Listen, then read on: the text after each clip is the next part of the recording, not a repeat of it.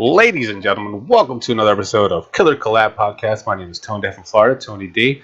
As you always know, that we are being joined with Chris Lato from Reaper Phil. How y'all doing? Welcome, good morning. And then today we're also bringing a very special guest.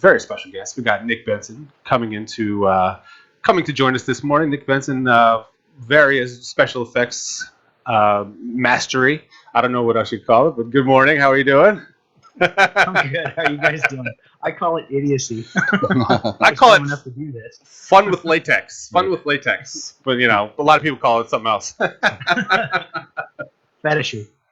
Yeah, you can do that too. I have a mild latex fetish. A mild latex fetish. I don't know if that's. I mean, that's Nothing wrong with that. Yeah, no, not at all.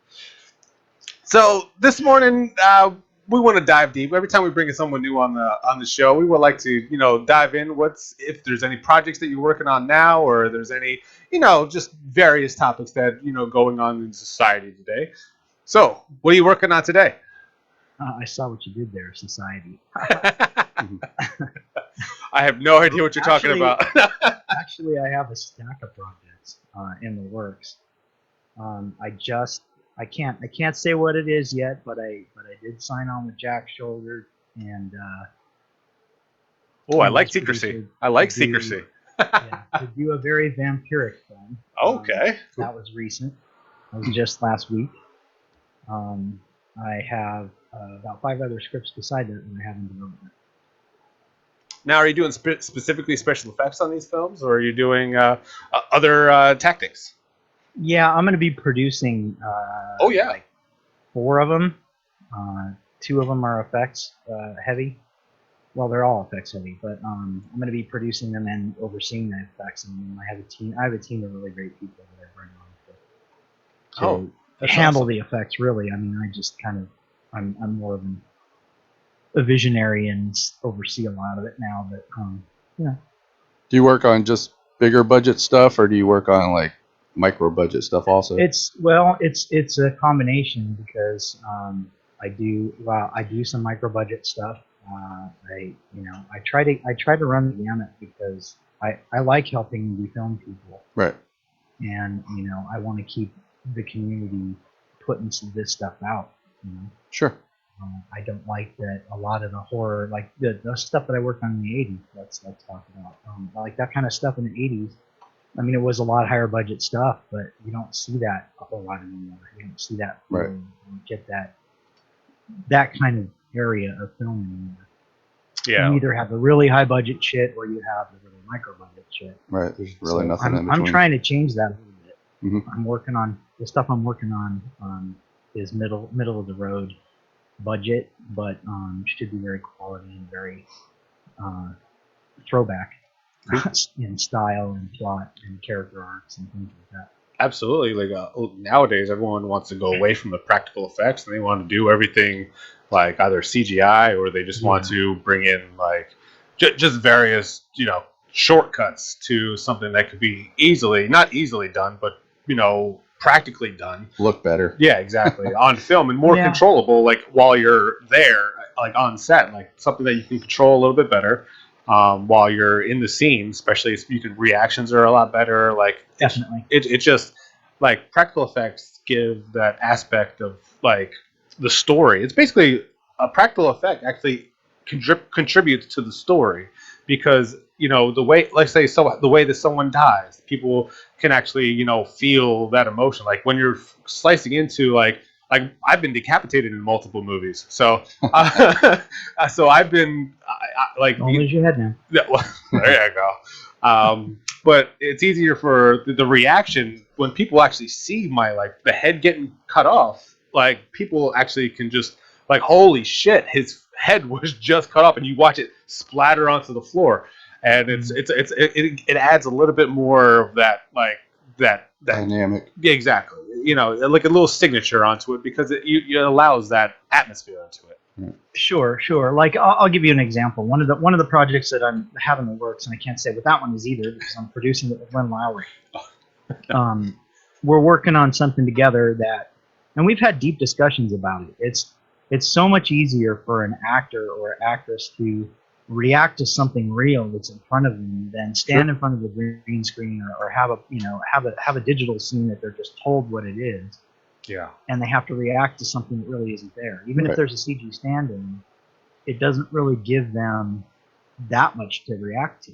Yeah. Right. When you're talking like the Marvel movies, like that whole movie is basically on a blue screen, and I don't know how they do it. Like, it's just incredible that you can act to basically nothing.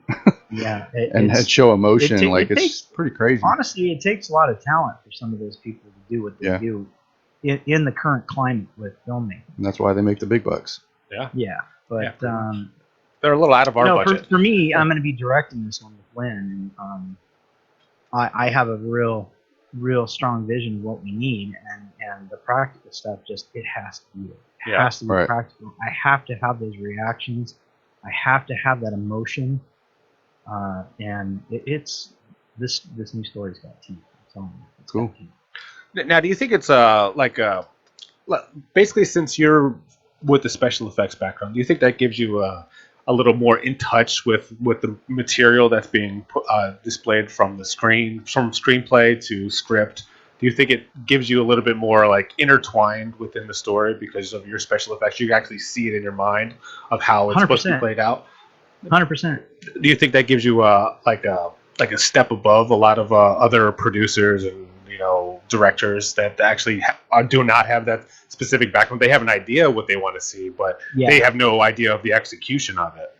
I do think it gives me a little more insight as to what I want to see, because I have worked with directors that like they think they know what they want to see, and then they'll get on set and do it, and then they'll be like, no, let's try it this way, or let's try it that way, and doesn't really. They're not like 100%. Right. Like, and for what's me, going to work. I know what can be done, so I kind of have a little advantage there, I think. Absolutely, especially when it comes to budgets too. You have an idea of what everything's going to cost, and how much blood to use, or that's more blood. Exactly. That's never a bad thing. More blood, unless I'm in the movie, then we don't put that much blood into it. I have a couple horror stories with some of my blood experience from this guy behind me. Little too much blood sometimes. But never too much blood. Unless I wasn't expecting. It's very cold and sticky and gross. Yeah. But and more to what you guys are saying. It's like I'm working on a movie with Nick Strong. You know who he is? Yes. He was a production designer on Nightmare 4, Nightmare 3. He's directing a film called House in the Pines, and I really I'm doing the effects on that. But Mick and I work so well together because I know what he wants, and it's like he'll say, "Well, I want to do this," and I'm like, "So would we do it this way?" And he's like, "You're right on the money." Nice. So we're always the coolest thing about having the background of the deal is that I kind of see exactly what he wants to see, right. And I know how it can be done and done well. And he knows secrets that I sometimes didn't, and we just really bounce stuff off each other really well. So almost all the films I've got right now, I'm making sure he production designs them is involved, because visually the guy's a genius. Yeah. Have you you've probably killed hundreds of people. Is there anything that you haven't done yet that you would want to do? Tuesdays. That's before he drinks his coffee. Is there a way of killing someone that you have not done that you want to do? No. So you've done everything. Because I don't know. There's some I haven't thought of. But turning somebody inside out is pretty awkward. Yeah, that's cool. What's funny is I don't know. What's funny, back in 2015, I directed a movie called Crazy Lake, and we had Marcus Cook doing the special effects, and he's been doing it since he was a little kid, and he's done everything. And I told him we were doing a throat slash, and he tells me, "I've never done one of those." I'm like, "What?" It just blew my mind, and I'm like, "How have you not ever done a throat slash? That's such a basic kill in a movie, in a horror movie especially." But he did it. It came out great, but it just was kind of interesting that he's killed all these people over the years and never did that. A real basic thing. Thing. What happens is you have so many films like nowadays. I mean, I've been doing it 35 years, so it's a long time. But I think nowadays it's like that's kind of a commonality. Like, okay, well, we're going to cut their throat. All right, well, most films aren't looking at that. They're looking at how can we go really big. Right, right. They might decapitate somebody versus cutting their throat, or or cut off a limb as opposed to just slicing it open. Right. I personally prefer the ones that kind of really get under your skin and you're squirming in your seat rather than just the shock. So what's your favorite one that you've done? It's hard to say that I have a favorite because they're all individual experiences on these films, and they all have their own sort of closet that they're in. They all are in these compartments. But I will say, like Society was probably the most fun in kills just because they're so weird. Right. Interesting. They were so out of the norm, like turning Ferguson inside out. And the whole shunting sequence was just absolutely bonkers. Right. And that's part of the challenge of directing a horror movie is trying to come up with stuff that hasn't been done before. And it's funny because I made a movie called Rough Cut, and we killed a girl with a blender. Like, we had her tied up and we cut her stomach open with he had a blender with just a blade. Oh, and so we're watching this and we were like all excited about it. No one's ever killed anybody with a blender before, we were all excited. And then like a year later, Your Next came out and they killed somebody with a blender, and I was just like, what? And it's kind of interesting to see that, like, the same kill come up. They didn't do it the exact same way, but they killed somebody with a blender. Right, but I think horror in general, no matter what anybody does, some inspires others, and I think that's a good thing. I think. Oh yeah, absolutely. It's always a good thing. It's a good thing to come up with stuff that people haven't come up with. But let's face it, man, this stuff has been being done since 1902. Yeah. Yeah. So it's pretty hard to come up with super unique, but it's still not out of the question to come up with something unique. Right, and that's what me and Sean Donahue's conversations are like. So how are we going to kill this person? How are we going to kill this person? And it's just like brainstorming, trying to figure out something that is going to be cool, practical, that we can do easily, with our small budget. Right. But I think we do all right coming up with some interesting things. Yeah, like I said, chopping off my head every movie. Yeah. I think until they sell my head, that I'm going to be getting decapitated in every movie of theirs. Just because it was like such a expensive thing to do. Like, let's throw Tony in and cut his head off. He's just a guy in the beginning. Oh, no line, cut his head off. Right. It's just carnage. I mean, I'm not mad at it, but hey, it's that guy with the head. No, but now from what's a little bit of your background? Like, where did you school? Did you go to school for, or did you just learn as you go? Played with some latex here and made a hand and just. Yeah, that's kind of more like where it came from. It's weird because my whole childhood I grew up the son of a Universal Studios executive, so. I grew up on the Universal Studios lot, essentially. Nice. I was always there. I'd go there with my mom, and she would hand me the keys to her golf cart, and I had carte blanche. I could do whatever I wanted on the lot. Go wherever I wanted. I had passes to get in the line, cut into lines, Fantastic. do whatever I needed. So that was kind of cool. But yeah, that made me a monster kid early on. Oh yeah. And then in the 80s.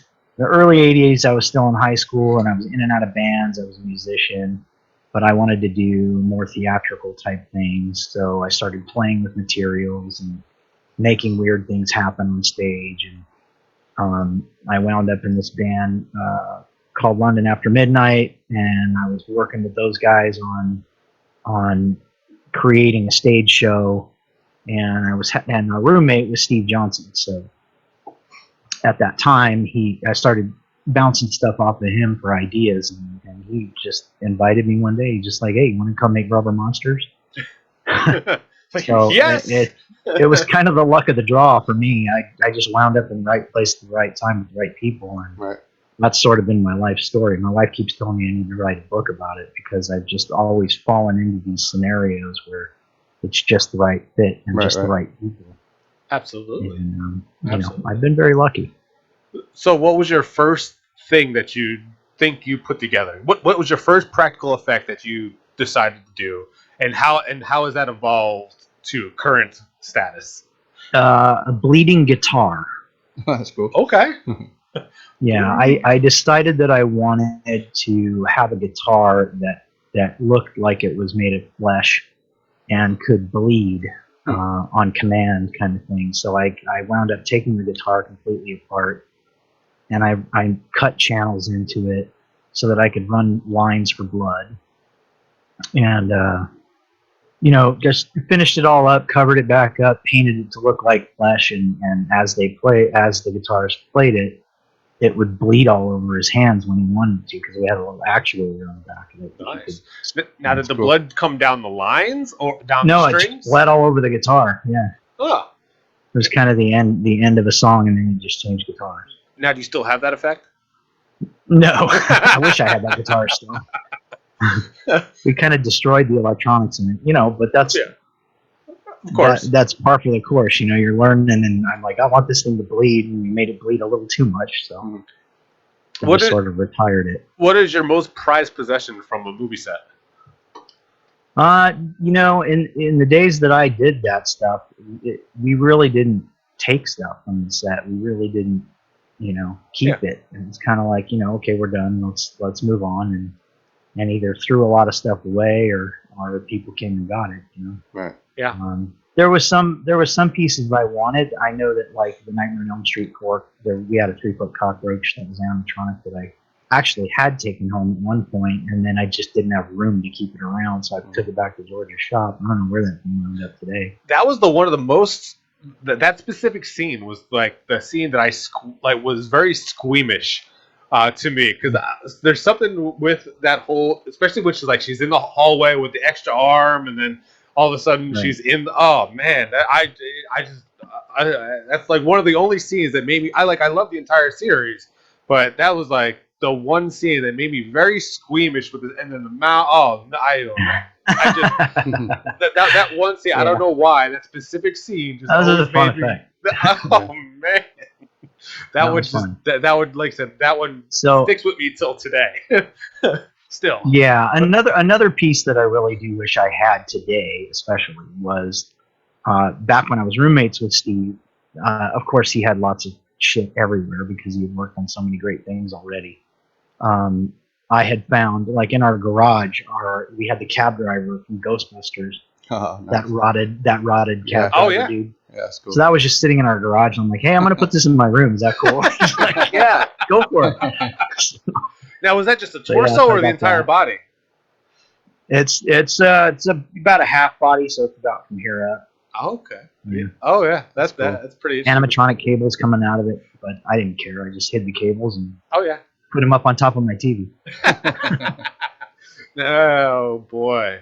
That's awesome. Iconic movies like that, and you have stuff. Yeah, well, Steve would tell you I slept in a coffin in those days, so it wasn't like it wasn't so weird to have that in my room. I mean, coffins get a bad rap. A lot of them are very nice and comfy on the inside. A lot of them have more cushion than my bed does. So I don't know what I mean, it's a little tight. I'm 6'2", 220, but still it's a little tight. But it's still comfier than my bed, probably. Just no room to stretch out. Yeah. But they get a bad rap. I was definitely a ghoul monster kid at that point. So. There you go. Hey, off topic, but do you guys know that Amazon sells coffins? Do they? Does anyone? What don't they sell? I looked that up. I was like, I don't know what I was looking up, but I don't know specifically what it was. Yeah, but then I saw a listing for a coffin. I was like, what the come on, Bezos is a gajillionaire, so he's probably having staff meetings going, what aren't we selling? Yeah. Right. Someone in the room said, death! We're not selling death! I mean... Okay. Yeah, exactly. I don't know. Yeah, I don't know where they, I literally don't know why that popped up. Are they trying to tell me something? Like, am I dying? Like, do they not know? I just want to see the look on the fucking delivery guy's face. Right. Delivering a coffin. I mean, they would definitely have to flat ship that. I mean, Really, I get shipped something from Amazon literally almost every day, and I can only Well, imagine. God damn it! I want my coffin overnight. It said 2-day shipping. It said specific 2-day shipping. My Amazon Prime is for this reason. That's right. So, with your long list of projects that you have done, like what's the like behind the scenes? What is like the one actor or person that you worked with that sticks out the most? That really wanted to learn the most from you. Like, what do you think they're doing now? Do you still talk to those people? Well, actually, oddly enough, there's quite a few of them that I talk to now because we seem to be doing a lot of conventions together. Okay.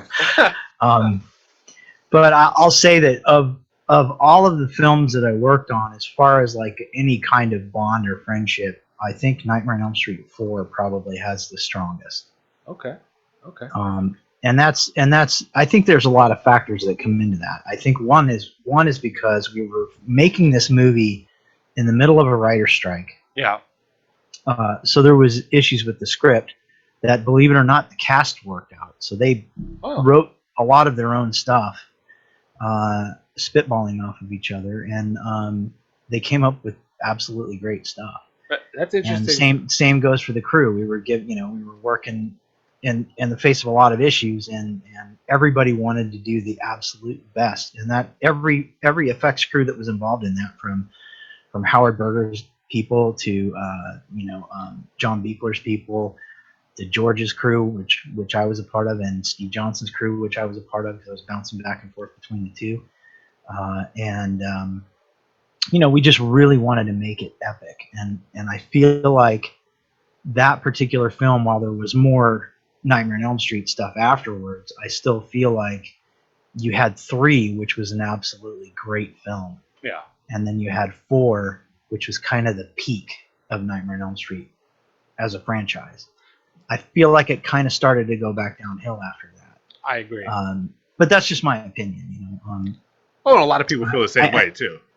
Yeah, and I feel like the cast and crew, we just really, we worked so hard on it together, and it was really a crew and cast effort to make that movie what it was. I mean, Rennie was there, and Rennie was directing, but Rennie was also playing Rockstar, so he had a blonde on either side of him at any given time, and was walking around playing Rockstar. Not a bad position to be in.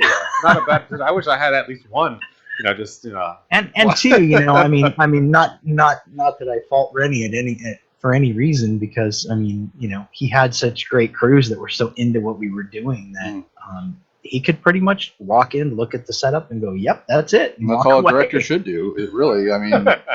That's the thing. You surround yourself with talented people. You don't really have to do much to be a director. Yeah, that's true. I've always said a director's job is to solve problems. Any issue that comes up, that's your job, is to solve it. Right. Other than that, looks good, let's move on. Like, that's really all you need to say, unless you're getting bad performances or whatever. But I think when you're with actors on that level, I don't think there's a whole lot of acting, directing involved, unless they're completely off what your vision is. Right, what your vision is for the scene. You really, that's the thing, is a director knows how much emotion he wants to see, or how much this or how much that. Yeah. But it's really self-explanatory, because sometimes even those actors will just take it and make it their own, and you're like, oh shit, okay, that's awesome. What I thought. Let's move on. Yeah. How long was the shoot schedule for that specific movie? Which one?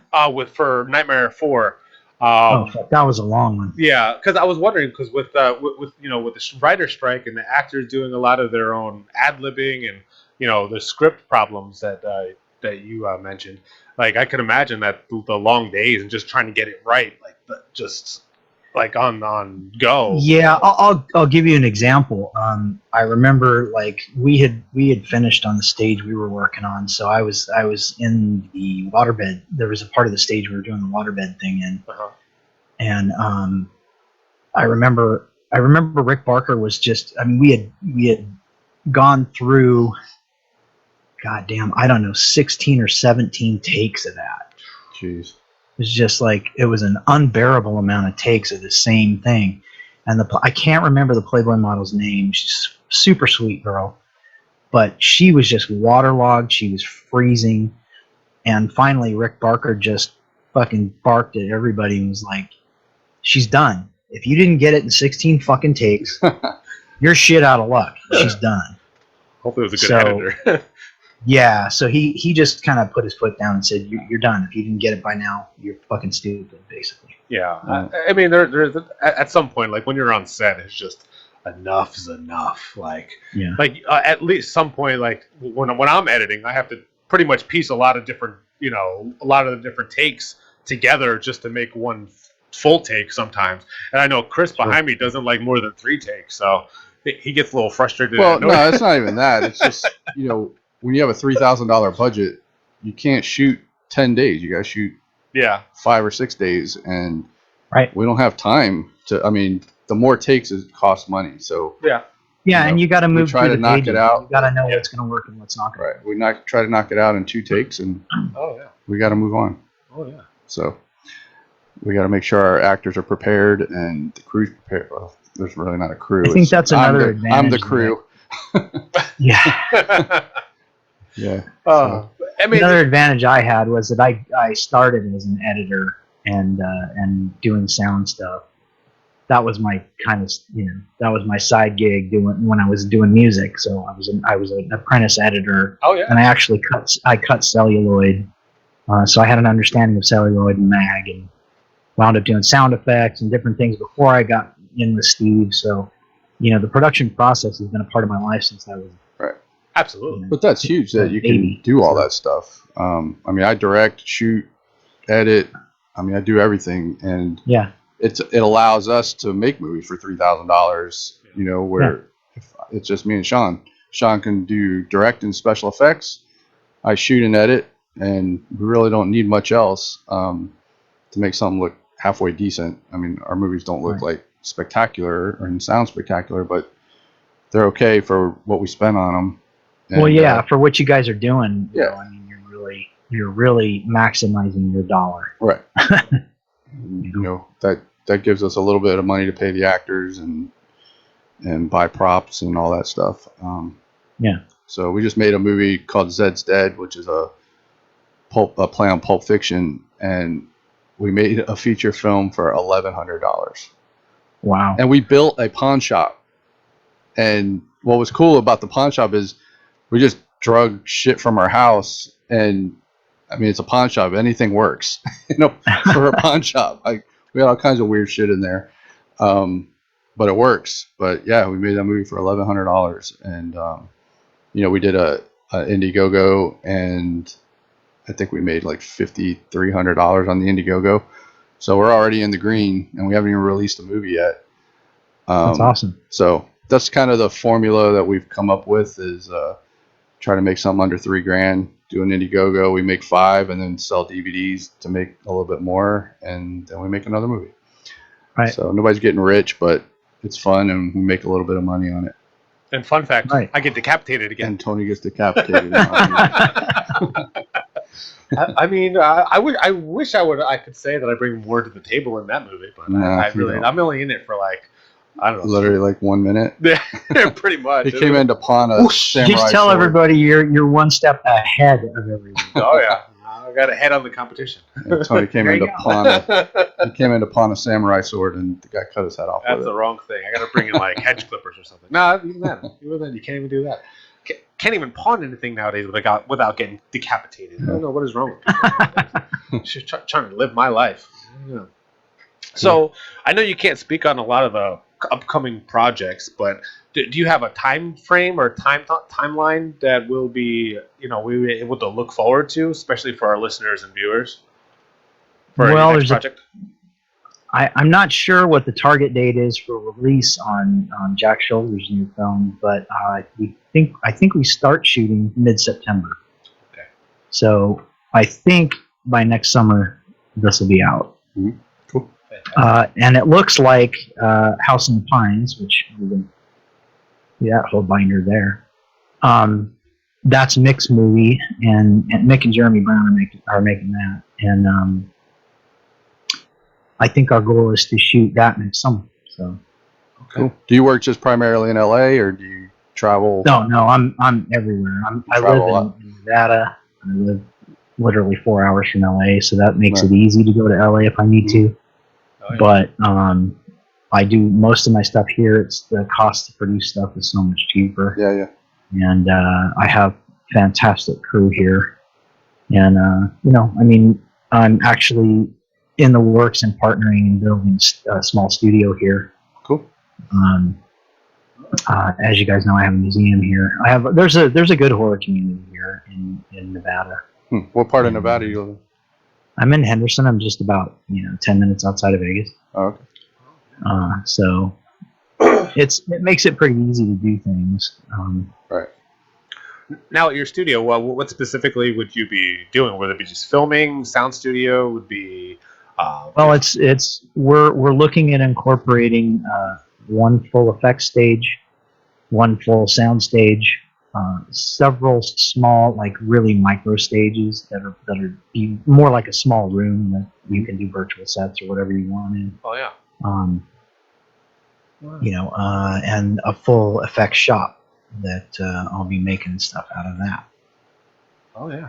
Very cool. Now walk us through the process. Well, when you start, let's say you're chopping off someone's hand, like what is the process like mentally that you look at, like how it gets chopped off or where it's gonna bleed? No, from? I just cut their fucking head off. Well, yeah, I can relate to that.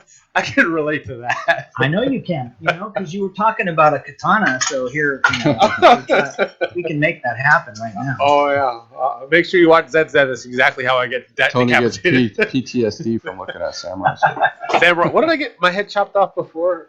Was it? Oh, it was With a cleaver. A cleaver. Yeah. Cleaver was. While his head was in someone's crotch. And not a bad crotch. Not a bad crotch. And then my head's been in, like the decapitated head has been in multiple. That's funny because that's like a little stab at Beaver Cleaver. There you go. There you go. I don't even think we put that together. We didn't. Only me, man. Only me. I'm that old. I'm that fucking old. Well, we should market it that. Did someone sell that cleaver? The Chris? beaver cleaver. I think I'm sure Sean did. Sean sells everything. Except for my head. Word, you were a little hard on the beaver last night. That's funny because when the girl's name is Sushi, that was in that his head was in her crotch, and it's funny because whenever the movie's over, she takes her panties off and gives them to Sean, and he puts them in a bag so we can sell them on the Indiegogo. It's pretty. Oh boy! People buy this everything. People buy. It's crazy what people buy. I don't get it. Now, do you have experience like selling things like from just anything? Any of your movies or your props or anything? Not till recently because I've been friends with James Azrael of the HSPPA for I don't know, it's about 6 years now. Yeah. And it took some convincing from him for me to do like prop preservation and restoration, which I've got some pieces back here that I'm working on. Oh yeah. But yeah, he took some convincing from him for me to think about doing that, and I finally did. So I've been doing that for about 5.5 years, and I've done some pretty interesting pieces, and that's what wound up having my wife say, "Hey, we need to open a museum. There's so many cool pieces you're working on. Absolutely. That we got to do this and share this stuff with the public, just because there's such cool stuff." How big is your so museum? That kind of well, it's a little under 2,000 square feet, but we have over 160 items in there at any given time. Wow. Our entire collection's over 4,000 pieces. And is this all stuff that you made, or is it all kinds of different No, this things? is not all my stuff. This is I've got collected? right now our feature exhibit is Silent Hill, so I have 2 pyramid heads, 4 nurses, I have the missionary, I have the Gray Child, I have all the hero costumes in there. I think I literally just watched that the other day. Like it's pretty neat. It's and we have stuff from some of the X-Men stuff. We have just stuff from all over the place. It's all horror, sci-fi, and fantasy stuff. Well, especially this piece back here is from Galaxy Quest.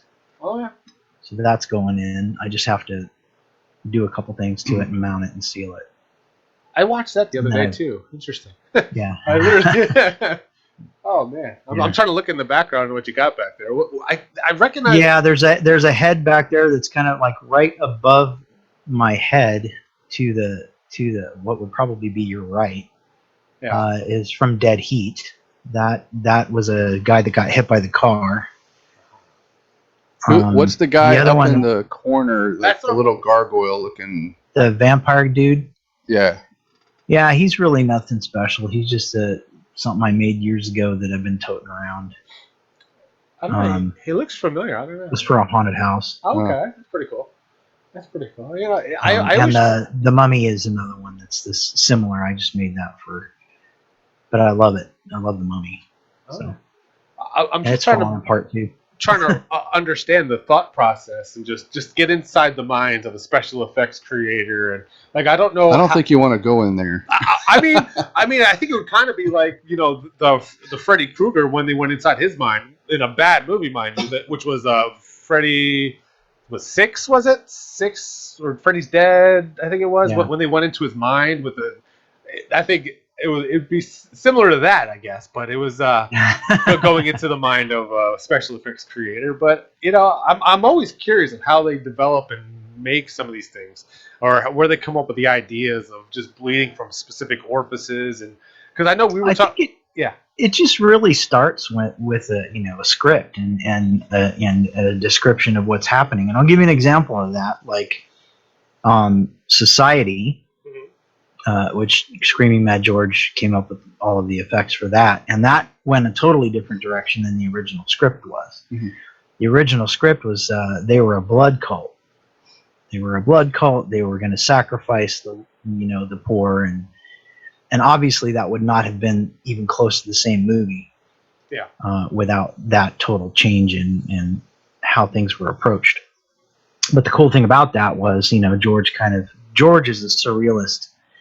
As am I to the end. I mean, he Dalinian studies. He was a surrealist painter before he became an effects guy. The dude's a genius, but he's absolutely nuts. I mean, sometimes you think you have to. You have to be. But nuts. Yeah, I mean, it's like he would read those scenes and go, "We need to do these in a Dalinian style," and sort of started drawing things and started coming up with these ideas, and he threw them at Brian, and Brian was like, "Holy fuck, this is genius!" So that's the way the story went. They rewrote it in that Dalinian style, and it was all based off of a couple of Halloween masks that George had made for himself. Weird. Interesting. What has any director ever asked you to do an effect and you were like, yeah, there's no way we can do this? That's a tough question. I don't ever like to say no. Right. My answer is always, there's nothing I can't do, but it'll cost. Right. Oh yeah. Because it's kind of like the more difficult the effect, the more expensive it gets. But that's the thing. It's effects is a weird business because you have guys like you guys making movies for $1,100. And that's fucking awesome. But by the same token, then you have effects materials that get very expensive. Oh yeah. I think that there's a disconnect with a lot of filmmakers where they think and that's not to say you guys are, because I think you guys have a clue. Yeah. But there are filmmakers out there that think because they can make a movie for $1,100 that they can do these elaborate things. Yeah, that's the thing. Our effects are not elaborate. Yeah, you can find a guy to do some elaborate effects, sometimes for free, but usually students, right. And that's not a bad thing. But it kind of throws a real hammer into things for guys like me, because sure. They'll look at this and go, oh well, they did this for this, and it doesn't work that way. It's right. This is, you want something this spectacular, it's going to cost a lot of money. There's sure. a lot of engineering that goes into it. There's a lot of things animatronically that have to happen, or whatever it is. There's always something with an elaborate effect that you can do it one way or you can do it another way. Here's the cheap way. Here's the expensive way. Right. I mean, there's always a way to do it. You just may not get as elaborate as you want. Right. Yeah. And that's what's cool about doing movies with Sean, is he kind of knows how to do stuff. I mean, he's obviously not on your level, but Sean's a horror geek. Yeah, so he knows enough. Understanding. He knows enough for us to get by and make it look halfway decent with no money. I mean, he's got a bunch of stuff that he already has that we use, and Sure. body parts, and he knows how to make guts and intestines and all that crap. Yeah. What I was so thinking. it's cool to collab with someone like that, because we're both like horror freaks, and that's what we like making. We like making stuff that we want to watch. So having him know how to do that, and having me know how to shoot and edit, it's a good team, because we don't have to pay each other anything, and we don't have to go out and get cameras and rent them and get crew and all this stuff, because we know how to do everything ourselves. Right. So that's what is allowing us to make movies for under $3,000, and we do it because it's fun and we enjoy it, and we like being on set and creating something. Well, that's the thing, is the world of digital opened up a whole new world for filmmaking. Yeah, we couldn't do what we do. With film cameras, no way. And that's when I started, was in 2010, when the Canon came out with the DSLR. The T2i was the first one, I think, and that's basically what we started shooting with, was the Canon T2i, and it looked awesome. I mean, for a $2,000 camera, I mean, it looked great, and it gave you that, that cinematic look with no money. I mean, it's crazy, and that just kickstarted a revolution of everybody wanting to make a movie.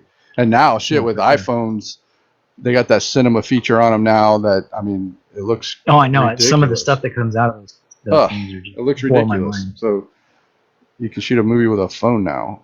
It's like, so yeah, anybody can make a movie.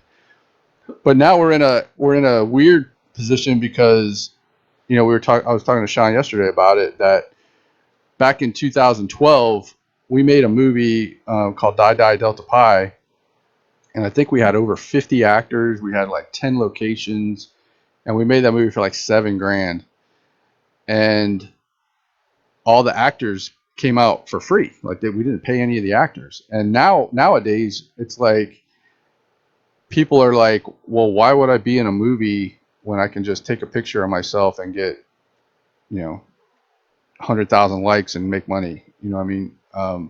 So we're starting to get into that revolution where the kids want to be famous. The young people want to be famous, but they don't want to put any effort into it. They just want to build a following online and sit in front of a phone and take a picture of themselves and make money. So they don't want to go through the effort of filming a movie for 10 days. And it's getting harder to find talent. We find crew all day long, but it's really, really difficult to find talent here where we are in Tampa. Because that's the reason. I mean, the young people don't want to do it for some reason, or they want to get paid a ton of money. I had a guy, we casted him. I was casting a movie, and I told him what he was getting paid, and he started like screaming at me, like, that's insulting, and I'd rather work for free and all this shit. And I'm like, so I looked at his credits, and he was in one movie that never came out, and his part was guy at party. And I'm like, this guy wants to get paid a ton of money, and you haven't done anything. Like, why should I pay you when I can get this other guy to do it for nothing? You know what I mean? And that's the way people are now. The younger people, they expect to get paid tons of money and with no experience. I'm like, you're gonna walk into a grocery store and be the manager with no experience? No, you're not. You're gonna start as a bag boy. Like, that's the way it is, and it's the same thing. That's right. I mean, they don't have bag boys anymore, do they? I think Publix does, but yeah, the other ones don't. Now, being a producer now and everything like that, now the current landscape of filming and the film industry has totally transformed from going to the theaters to the digital age. Now, how do you feel that it has affected like your mindset going into the production, especially making budgets into the film? Like, because a lot of people, people are making multi-million-dollar movies, and how are they going to be able to make that money back from their sales or from like filming and from going to theaters? Because a lot of people aren't doing theaters anymore yet. Yeah. So that's an interesting question, because I feel like that was sort of the revolution for me that got inside my head and said, now is the time. Yeah. Now's the time to make content, because I think it's given us all independent filmmakers an avenue now to sort of not necessarily compete with the studios, but the studios are still really wrapped up in their multi-million-dollar deals. Mm-hmm. Yeah. And that's a really tough road to recover your investment on. Yep. And it takes a lot longer. And I don't know if you guys have noticed, I sure as hell have, like anything that gets released on Disney or any of the larger HBO, any of those larger platforms, they're charging like more than they would have for you to go to the fucking theater. Yeah. Right. So, but here's the thing. Here's the thing with the Disney though. I understand, them dropping Mulan and charging $50 for the people. So that family of 4, yeah, it's going to I mean, cost him way more money. Like I just took my they're kids to basing the it on a movies. household. I just took my kids to the than- movies Saturday. I got 2 kids. It was me and them, and we spent $30 on tickets, $31 on popcorn and drinks. So I dropped $70 just to go to the movies.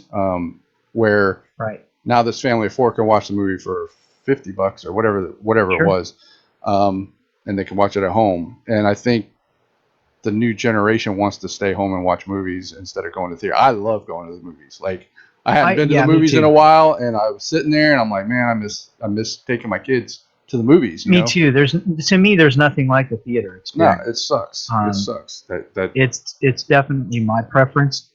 Watching them at home is not a bad thing. I enjoy that too, but definitely for me, going to the theater is a whole experience. Oh, yeah. And I think some of that's gone away.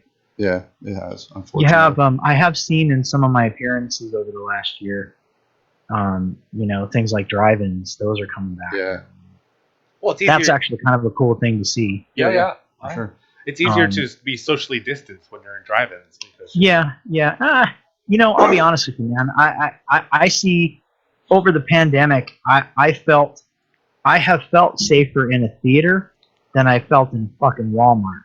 So I think there's a real fucking disconnect with the way people are handling it, because I would feel way safer in a theater than I would in a fucking Walmart or a Target. I walk into any of those places and people just don't fucking care about social distancing. Right. They'll just squeeze right past you. Right. Yeah. And it doesn't happen in a theater. People have pretty much social distanced in theaters forever. Because people that aren't together aren't apart. Exactly. Oh yeah. So I just hope this all didn't make the theater go away. Hopefully it comes back. I know Spiral just opened at I think 14 million over the weekend, which obviously isn't great, but at least people are going back. I know when we went, there was probably 15 people in the theater with us. Yeah. And that was Saturday at like 3:30 in the afternoon. Yeah. Hopefully they come back and we can get going back to the movies, because there's a bunch of cool horror movies coming out that I want to see. I agree, man. But I also think that this, for the theater experience, I don't think it's going away totally. I think it's going to change a lot. Yeah. Like we've had obviously some big chains like file for bankruptcy. They're fucked. Yeah. But there are also some that are still out there fighting, like Alamo Drafthouse is fighting. Right. I think I don't know about AMC, but some of the larger chains are still trying to fight to stay alive. Yeah, I know the Regal just opened like 2 weeks ago by us. They just opened back up because they had shut down completely for months. Right. Same out here. And they just came back. The AMC's been there this whole time, but they weren't releasing much. I mean, it was all old stuff, and they were opening at like 4:00 in the afternoon and staying open till like 9. So they were only showing a few movies in a short period of time.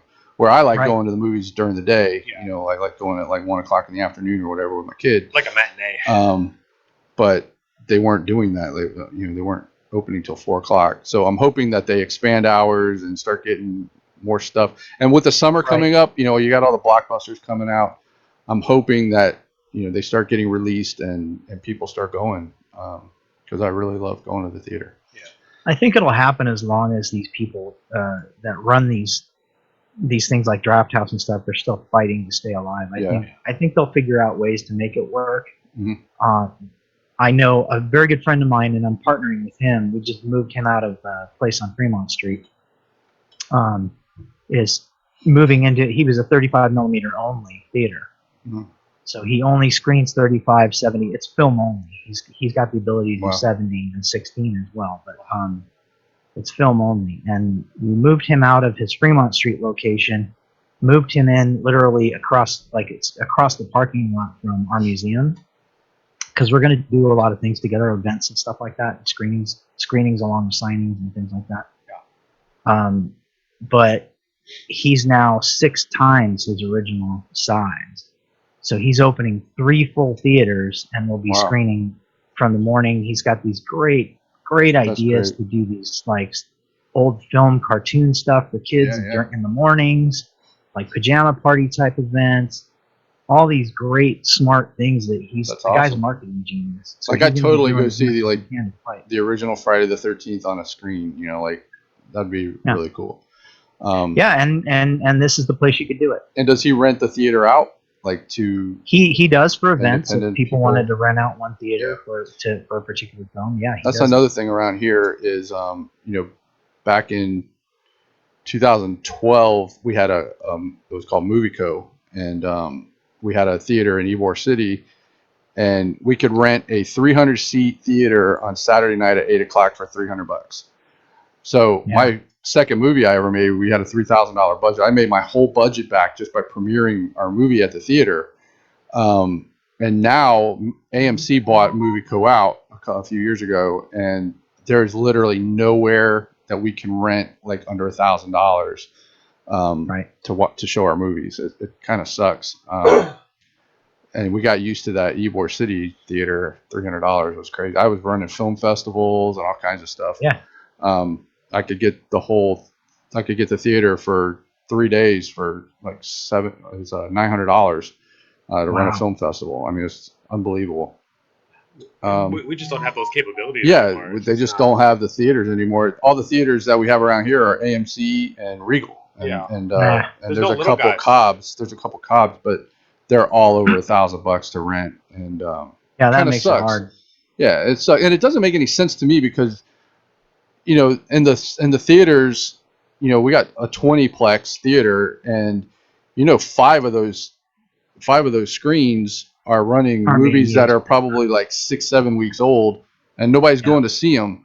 So I'm like, well, why wouldn't you rent it out, to make it affordable to someone like me that wants to show my movie, and I'm going to bring 200 people to your theater to eat your overpriced popcorn and drinks.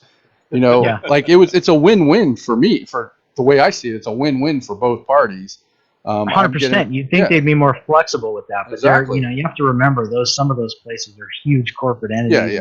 And that's what's a fuck ton of people it has to go through, and you're never going to get there. A lot of red tape and hoops to jump through. It's just lame. Insurance. It seems like nobody wants to support the independent film community around here, and we're constantly fighting to get our movies seen and made, and it just seems like nobody wants to help. Our film commissioners are pretty much useless here. They don't help you do anything. Well, I'll tell you, one of the things that I'm trying to do to change that is I just was visited by a gentleman that runs a streaming service called Asai TV. And I'm setting up a Cinologia channel, which is our museum brand. And he's giving me my own channel so I can run that how I want to. Right. We're looking at, and we've always been looking at running film festivals and things like that, because our goal is to help educate, and further educate all new filmmakers, because that's what we want. We want people to continue to make this entertainment. Sure. Whether it's horror, sci-fi, whatever it is, I want to feed that community. I want to feed the independent filmmakers so that they're, all the guys we look up to, we're all indie filmmakers at one point. They started somewhere. Yep. And I want to be responsible for helping the next Steven Spielberg or the next, or it's you know what I'm saying. It's, absolutely. There doesn't seem to be enough of that out there these days, and that was one of the goals when we started Cinologia, was to help educate how this stuff is made. Educate, I had a film student come in the other day with his mother from California, wants to be a director. He's focused on being a director, and he had a stroke, so he had some speech issues, and by the time he was done, I just told him straight up. I said, "Look, here's my phone number. I wrote my phone number on my card." And I said, "This is my cell phone number."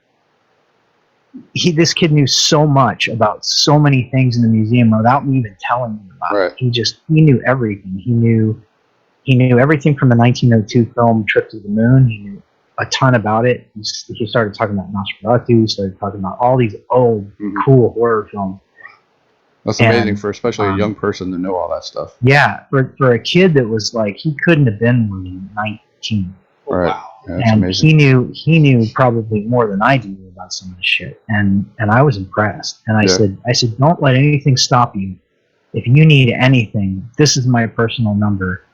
You tell me what you need, and I'll try to help you get it done. Right, and that's amazing. Like, we just had somebody on a few weeks ago. This girl, she wrote her script when she was 17 years old.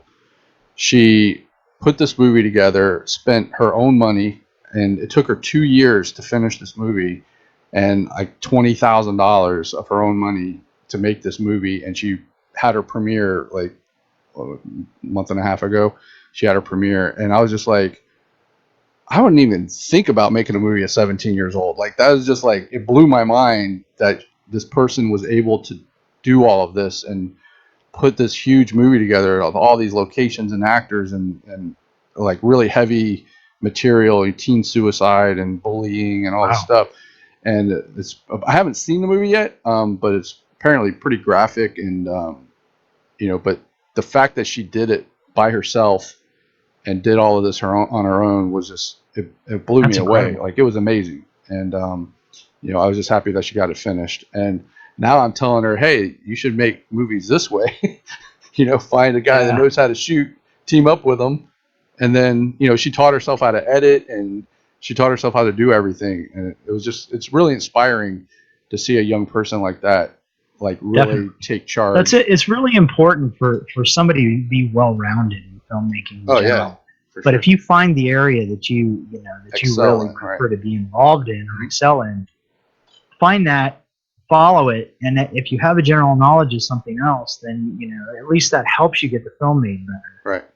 So, but that's the key, man, is networking. Network with the right people. Find like, for example, I just met a guy that does film scores that I never met before, and I want his stuff. I want to look at his stuff. I'm going to have him help me maybe score some of the films that I've got sitting on the plate here. Right.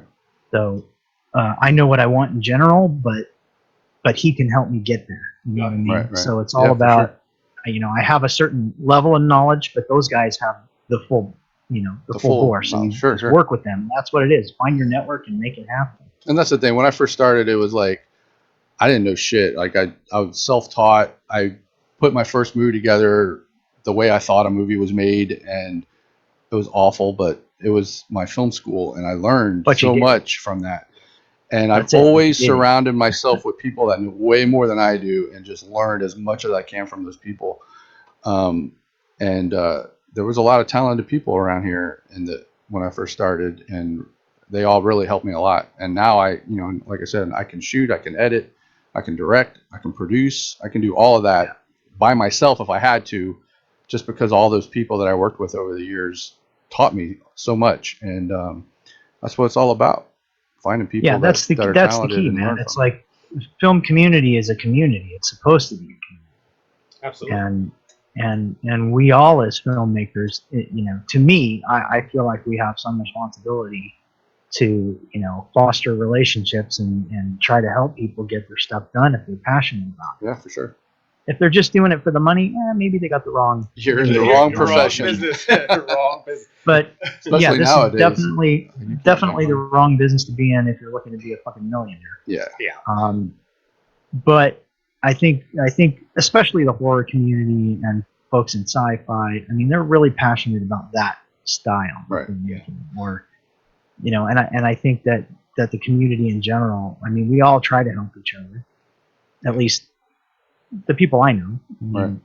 Well, it's good. It's very important to build up the community. I speak about almost every week about trying to build up a community, especially here in Tampa where we lack thereof. But with the small community that we have to be able to try to be able to coach us up, and pretty much just get involved with as many projects as we possibly can, and just like I said, we just got to find a theater or something to work with that'll work with us. But our communities, we have the good foundation for it. We just got to build it up somehow, and then we're attempting to do so. I have a couple online streaming services that I'm introducing that I just got launched within the last couple of weeks that I'm trying to fill. And so we can give the independent movie makers an avenue for revenue streaming, because we are very limited in our capabilities after the movie gets released. That tends to fade away. So what we're trying to do is build up a community where we can actually have a central location where we can focus a lot of the energy and bring everyone in together, and so we can actually work together on future projects and build up a future to where we are going in a direction that's more profitable for everyone, as well as building the community as it should be, with all the hard work that we put into it. So I think that's very key, building up a community as we are. Yeah, 100%. Yeah. Now, I know in the Vegas area they do constantly doing conventions or anything like that. I know you were down here for a convention, weren't you, recently? Yeah, wasn't Days of the Dead just over the weekend? Days of the Dead was here in Vegas. I wasn't a guest there, but I did have an event around it. Mm-hmm. I had Lisa Wilcox at our museum signing. Oh, nice. But yeah, I mean, I was just at Sean's convention down in Tampa. Yeah. That was a fun thing, and I really enjoyed what he was doing, and he's doing the film festival there too. So I think you guys are doing what you can with what you got. Absolutely. It was funny because I had run a film festival for years. I had the Innovative Film Festival and the Florida Horror Film Festival, and it was all about the filmmaker. Like, it was like $10 to submit your movie, because I know how bad it sucks to drop $50 on a submission and not get in.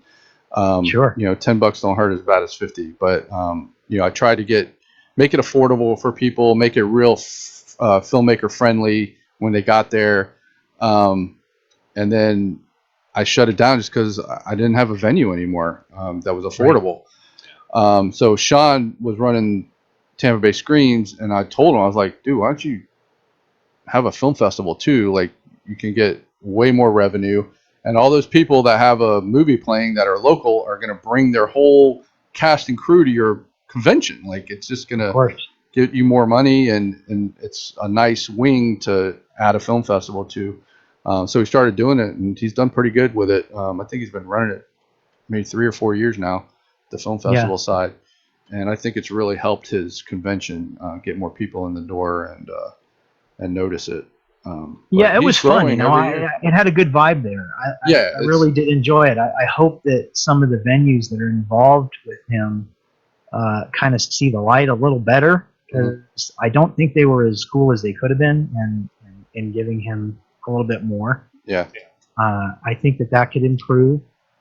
But I mean, he's a growing event. Yeah, he's been growing every year. He's gotten bigger and bigger and bigger. So, I keep trying to tell him, look, you got Spooky Empire down the street, but they started where you started. Same thing, a little hotel convention, and they've grown to this gigantic mega convention now. So he's getting there. As long as he sticks with it, I think he'll get bigger and bigger. But it is a fun event. Like, everybody's real friendly, and you can mingle with the guests pretty easily.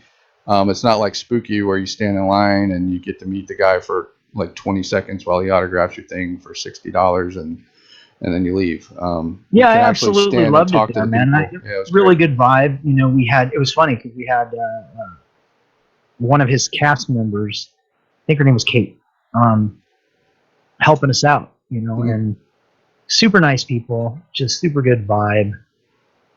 We had some hiccups getting into Tampa in general because there was some hotel issues and things like that. Really? But once I was at the show, man, it was fun. It was really fun. It's a good time. So he's having another one in July, a little pop-up event one day. Should be pretty fun.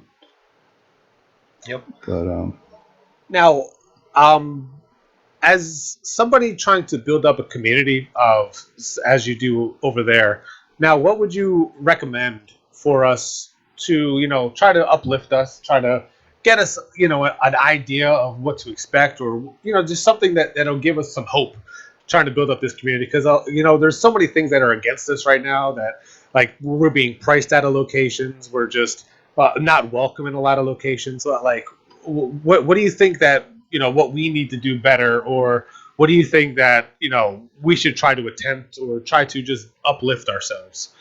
open our own theater. Yeah. Aside from yeah, that, go find a theater that's shut down and open it. I don't know. That every market's different. I mean, obviously there are some serious challenges in the Tampa area where you guys are, and what's sad is it's such a rad location. I mean, it's great. That's the thing. We It's have a great everything city. here. It's got a beach. Yeah. You have so everything much here. to offer. That town has so much to offer. Right. And yet, I even noticed when I got there that there was just some things were like, it was like, how many fucking problems can we have in a day? Right. Yeah. And you know what's funny is there's a independent theater that opened, and we were all excited. We were like, oh my god, we're gonna be able to get an affordable venue, right? So we were wanting to show, we were wanting to premiere Zed's Dead, and so we called the guy, and like, this is a brand new theater. I mean, it's been open maybe 6 months, and so we talked to the guy. It's a 100-seat theater, and we told him what we wanted to do. He was going to charge us $300 and half the tickets, and I'm like, is this guy insane? Like, how are we supposed to make money for our movie?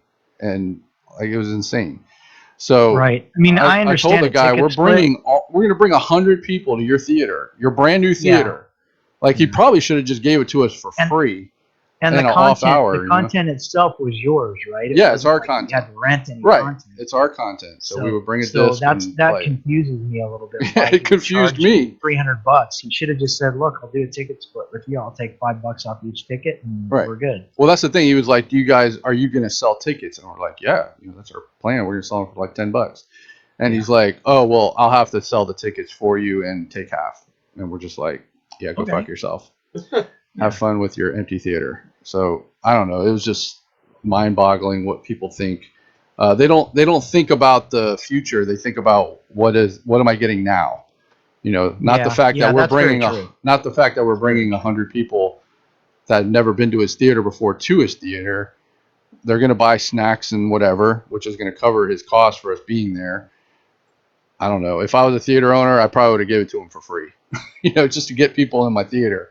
Right. But I don't know. People think the way they do, and I don't know. It doesn't make sense to me. Well, sometimes. and I understand your frustration, because I know, like, it's weird. I've been traveling a lot over the last 6 months and doing a lot of appearances in different places. Some of them being theaters. I did. There's one in the Poconos. It's a little 3-screen old theater, really cool. It's all been upgraded to digital and everything. It would be like a perfect venue for you guys to do what you're talking about. Right. And they're very receptive to the film community and open to doing things.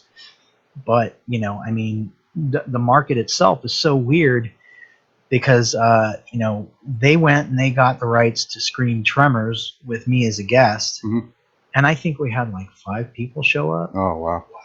So it's just super hit and miss. Yeah. Well, I just know it's very difficult in this market, because there's just so many different, like, so much more to do. It's very touristy. And yeah, that's the thing. Here, you can go to sports games. You can go to all the theme parks. You can go to the beach.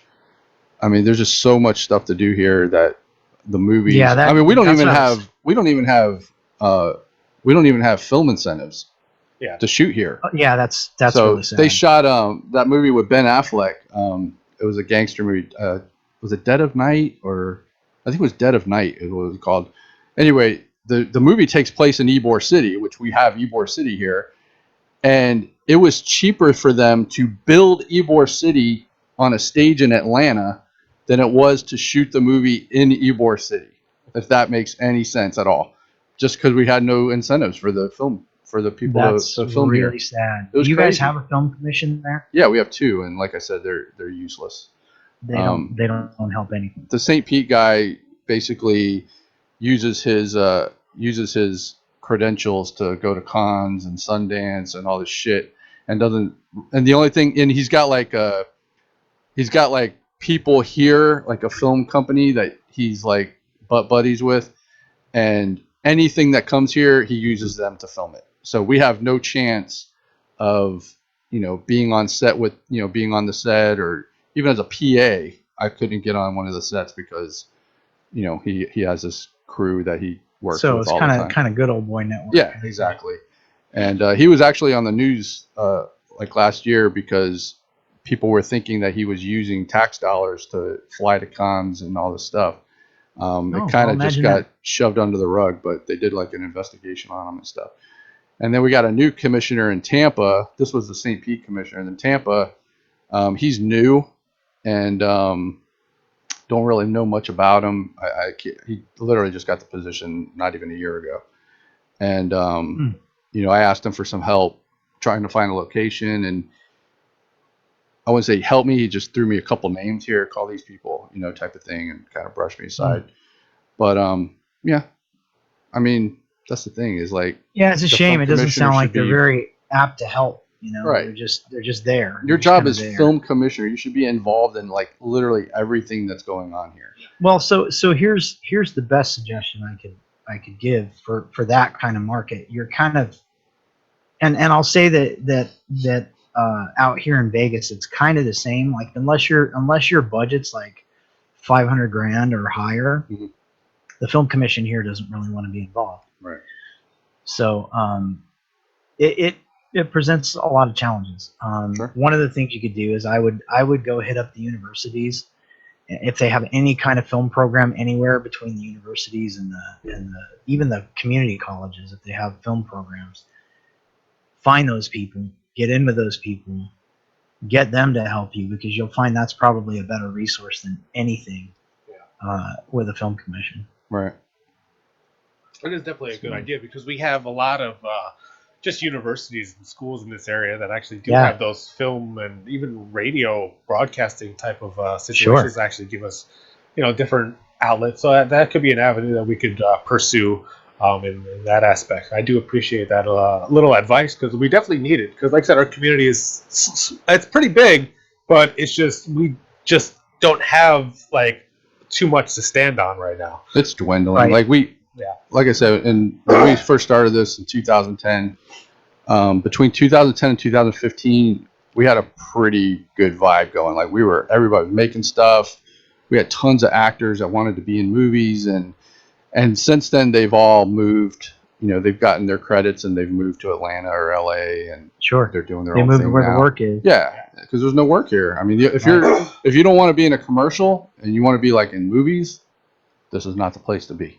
If you want to be a commercial actor, there's a lot of stuff going on here, but as far as film and TV, there's really not much. Unless that's really unfortunate. $3,000. Like I said, being in Tampa and looking around, it's just that city has so much to offer. That it's amazing. Like they're shooting themselves in the foot. Absolutely, for sure. So I don't know what their incentives for themselves are just because it's just limiting. Like that's why why Universal and Disney they don't shoot here anymore. They shoot in LA or in Burbank and all that stuff, or Atlanta. So it's like I don't know why, or what their mindset is in our industry, or why they're trying to handcuff us to keep us down, unless we're like big like Will Smith productions like in Miami or something. But other than that, they do nothing for us, or they give us nothing to uplift or upgrade our situation here, and it's really frustrating, especially for new filmmakers and new artists to just even build something. It's just nothing. Everyone just moves, and we just get. Well, I totally understand that, and I think that what you do in that kind of situation is if you know that frustration and you're living with that frustration, then you guys are filmmakers, so you guys kind of got to become the solution. Right. And that's what we do. We just do our own thing. Do your own thing, but find those other people because they do exist there. I know it. I had an Uber driver that was talking to me about making his own horror movie. Right. And I know they exist there. Oh, they do. So maybe their frustrations are the same, but they haven't found you guys yet. Right. You guys need to get that network together. That's the thing. We don't have a problem with filmmakers. Like, we have a million filmmakers here. We're having a problem with getting talent. Like, the actors they're so thin. And, you know, me and Sean have just basically built a little group of people that we just make a bunch of stuff with. And I tried to step out and get some fresh faces and, you know, different talent. And this movie I was trying to put together, and it was a nightmare. Like, I put the project on the back burner because it was so difficult to find new actors that wanted to work for very little money, and these people had no credit. Like, I had 2 girls tell me their agent told them not to be in the movie. And I'm like, what? Like, isn't your agent supposed to, like, want you to be in movies and get parts? I mean, these were 2 lead roles, and the agent told them not to be in the movie. So I was just like, okay. But yeah, it was just one thing after another trying to cast this movie. And it was a small cast. I mean, like 10 people. And I couldn't do it. And this was the first time I wasn't able to put a movie together. And I was also having a location issue. But that was the first time that, since I've been doing this, that I couldn't do it. And I was so frustrated. It was consuming my life trying to figure everything out. And I was like, you know what? I got to stop. My girlfriend was like, you need to, like, put this on the back burner because it's, like, not doing good things for you. So I did. And now we're working on it. Me and Sean are working on something different with the same people that we've always worked with. So right. Just go well, when you have that core crew, that's a good thing. But I think maybe one of the things you could do is literally reach out to those universities and colleges and find who has film programs wherever within a 200-mile radius of you. Mm-hmm. And I think that you'll find some of those dedicated people will come out of the woodwork. Right. And if you need resources too, I mean, reach out to me. I've got people here asking me all the time. You know, they want that break or that, you know. Yeah. Sure. Well, on that note, thank you again for joining us, Nick Benson, on Killer Collab Podcast. Once again, I'm joined with Chris Lato for Reaper Films, and my name is Tone Deaf from Florida, Tony D. And I just want to say thank you, Nick, for joining us from all the way in Vegas in early morning. I do apologize that it was so early. I blame Chris. Just kidding, I don't.